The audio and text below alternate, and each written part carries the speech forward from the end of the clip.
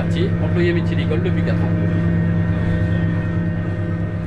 Quand j'étais enfant, imaginer ce métier, non, même pas du tout, parce que bon, je sors de la ville, de Nantes, et la méthyliculture, je ne connaissais pas du tout. L'élevage des coquillages, pour moi, c'était complètement inconnu. C'est vrai qu'à la base, c'est complètement au hasard. Je dirais qu'il y a deux activités. Il y a l'activité saisonnière, donc l'été, et donc l'activité après, plus dans l'hiver. Donc l'activité saisonnière, en fait, on est juste là pour la commercialisation, donc la vente des moules et le garnissage pour la récolte de l'année suivante. Et donc ensuite, l'hiver, c'est plus l'entretien des concessions, l'entretien du matériel à l'entreprise. Une journée type, ça serait donc le départ vers les bouchots.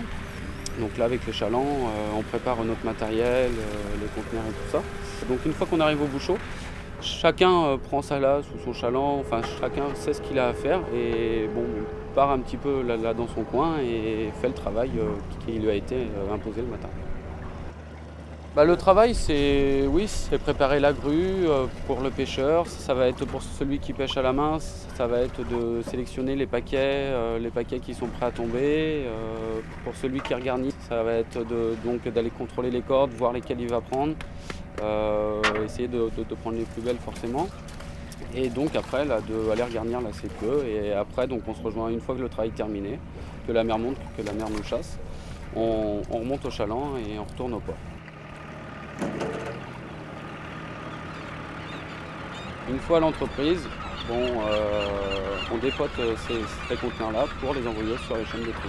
Et puis la mise en sac et la mise en camion pour être livré la nuit. Les compétences essentielles, je dirais, déjà, c'est un esprit d'équipe, parce que on n'est jamais seul.